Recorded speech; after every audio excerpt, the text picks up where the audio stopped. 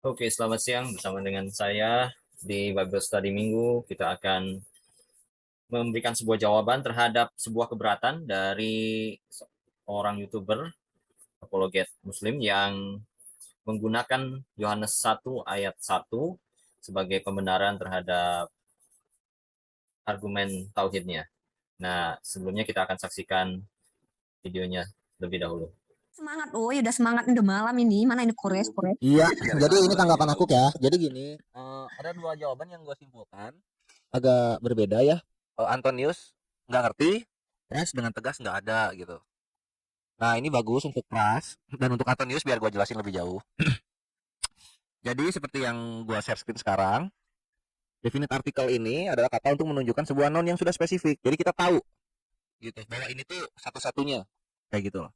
Nah sekarang kita lihat frasa ketiga dari Yohanes 1 nomor 1 adalah kai theos en hologos. Kai theos. Boleh tampil nggak biar saya bisa ikutin? Ini. Oh maaf, Belum tampil. nasib nih. Nah ini definite artikel ya, menunjukkan sebuah noun yang sudah spesifik. Nah sekarang kita lihat frasa ketiganya kai theos en hologos. Di theos tidak ada definite artikel, yaitu omega atau Ini Yohanes 1 ya? Iya Yohanes 1 nomor 1. Yohanes 1 nomor 1. Enggak ada di sini kai theos en hologos. Definite artikelnya malah di logos gitu. Sehingga apa? Ini theos di sini ini hanyalah ilah biasa saja. Karena contoh misalnya di frasa kedua kai hologos en prostonteon. Ada definite artikelnya, tonteon. Kita tahu yang mana yang dimaksud. Sedangkan yang di sini enggak. Sehingga apa? Ini sama saja seperti yang ada di Yohanes 10 nomor 34, 1 Korintus 8 nomor 5 begitu. Itulah kenapa penerjemahan dari abad-abad terdahulu bisa kita lihat di sini.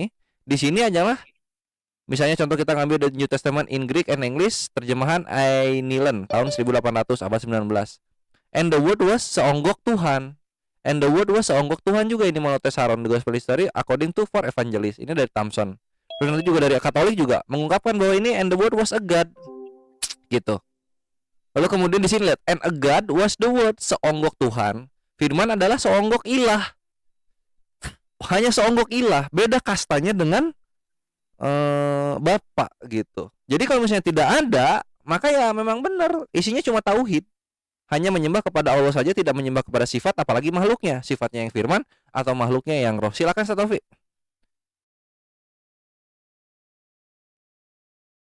Oke, kita sudah dengar bahwa sebetulnya dia menggunakan bagian dari Yohanes 1 ayat 1 dan dia berargumen mengenai definite article. Nah, kita akan bahas itu dan kita akan perlihatkan bahwa sebetulnya tidak ada permasalahan dalam teks yang di dalam Yohanes 1 ayat 1.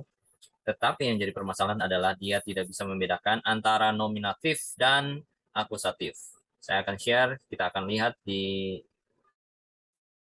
Nah, ini dia, saya memakai Bible Word versi 10 untuk memperjelas argumentasi saya dan memperlihatkan sebetulnya fungsi dari bahasa Yunani tersebut satu persatu, kata per kata.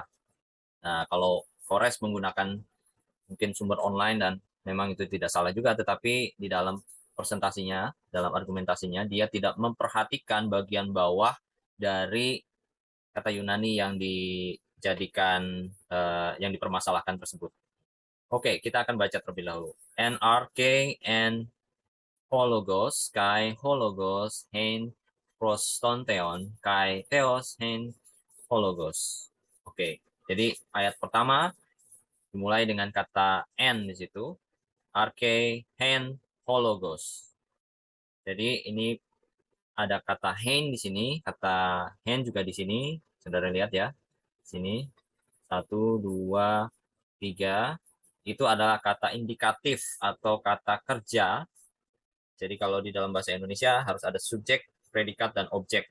Nah, di dalam bahasa Yunani predikatnya adalah indikatif, verb indikatif. Jadi di sini tuliskan di dalam Bible Works 10 verb indikatif ya, dan ini juga verb indikatif. Ini verb indikatif.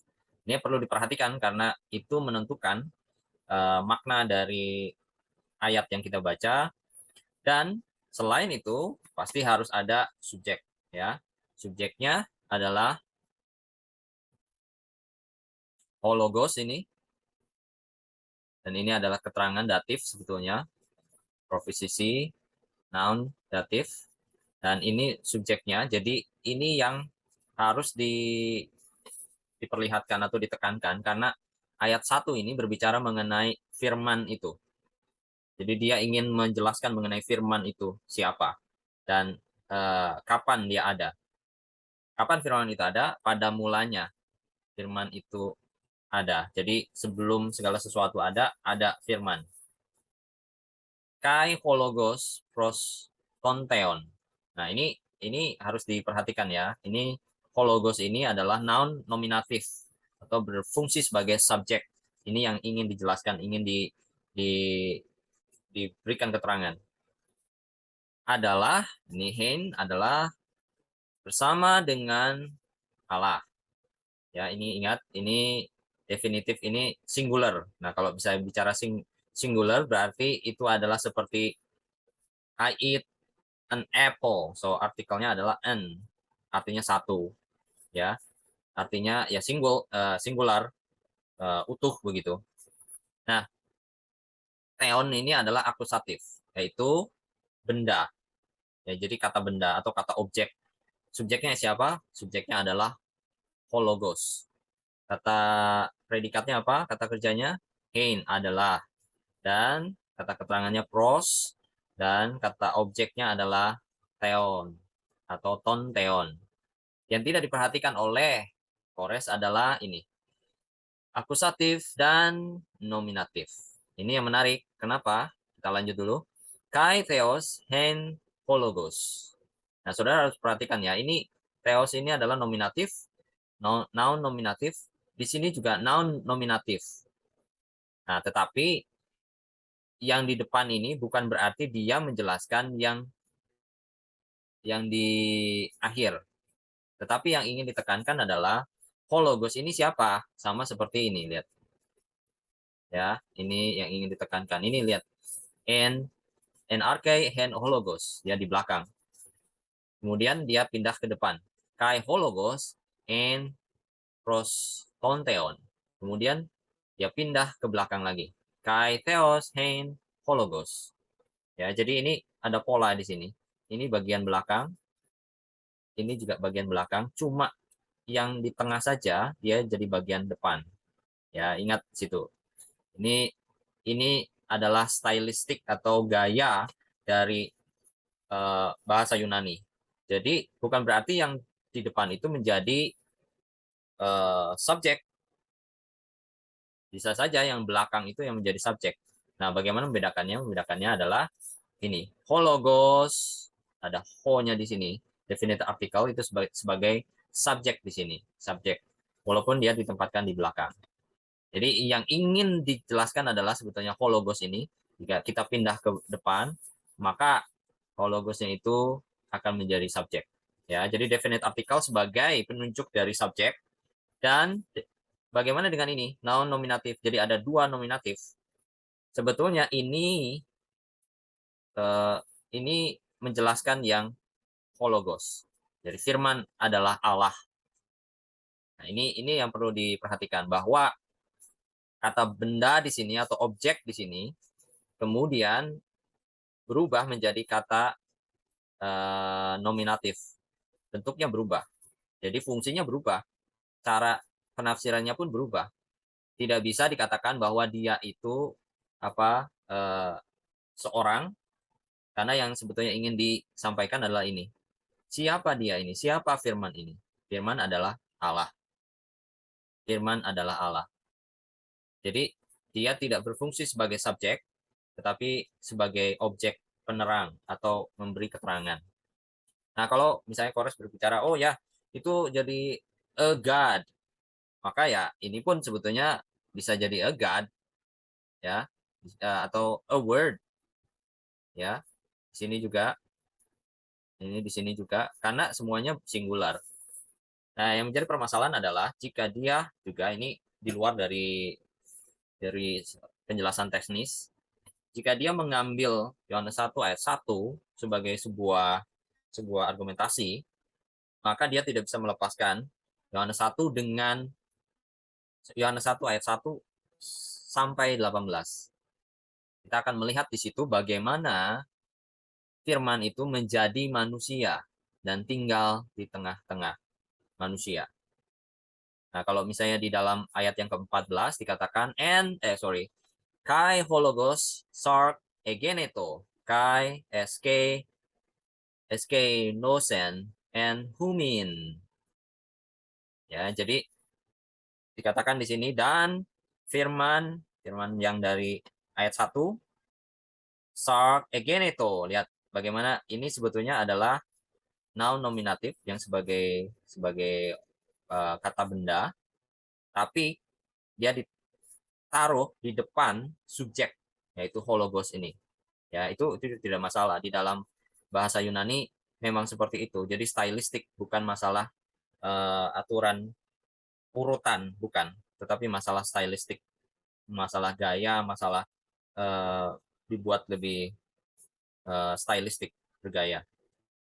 Sark egeneto ini indikatif. Ingat, indikatif adalah predikat. Jadi kita punya di sini subjek, ya, dan juga objek, walaupun ditempatkan di depan subjek, dan kemudian indikatif, yaitu predikat. Jadi hologos egeneto sark, kalau dibaca sesuai dengan kaidah bahasa Indonesia, subjek, predikat, objek.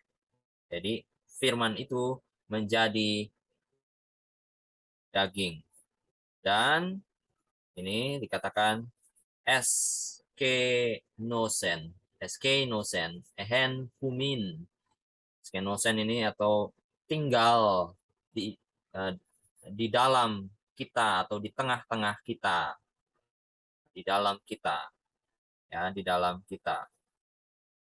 Oke, jadi kita melihat bahwa di ayat yang pertama bahwa firman itu bersama-sama dengan Allah, firman itu ada pada mulanya, dan firman itu adalah Allah.